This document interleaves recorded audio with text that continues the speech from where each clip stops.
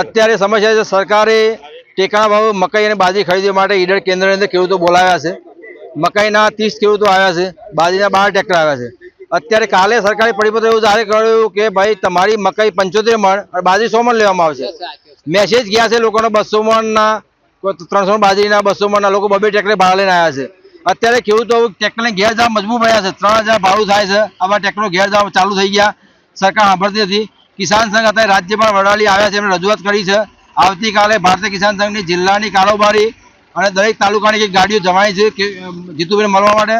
અને એમાં જો કોઈ નિર્ણય નહીં આવે તો આગામી સમયમાં અમે કોઈ પણ કાર્યક્રમ સરકારી સાર્વજનિક થવા દઈશું નહીં। ખેડૂતો રોડ ઉપર આવશે, ટ્રેક્ટરો રોડ ઉપર ઊભા થઈ જઈશું, એની ટોટલ જવાબદારી સરકારની છે।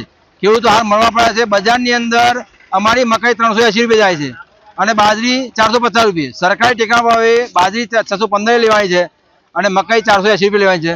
આ ભાવ નહીં લેવા ખેડૂતોને આત્મહત્યા કરવી પડશે। ખેડૂતો અત્યારે ધિરાણ ભરી શકતા નથી, બજારમાં પછી વ્યાજમાં પૈસા લાવે છે, વ્યાજ લોકો મારી નાખે છે અને ખેડૂતોને ના છૂટકે દવા પી અને મરવાનો સમય આવે એવી સરકારે હાલ ખેડૂતોને મુદ્રા મૂકી દીધા છે। પંકજભાઈ ડાયાભાઈ પટેલ, ભારતીય કિસાન સંઘ ઈડર તાલુકા પ્રમુખની જવાબદારી। વધુ સમાચાર જોવા માટે અમારી YouTube ચેનલને સબસ્ક્રાઇબ કરો અને જોડાયેલા રહો ફેસબુક, ઇન્સ્ટાગ્રામ અને ટ્વિટર પર।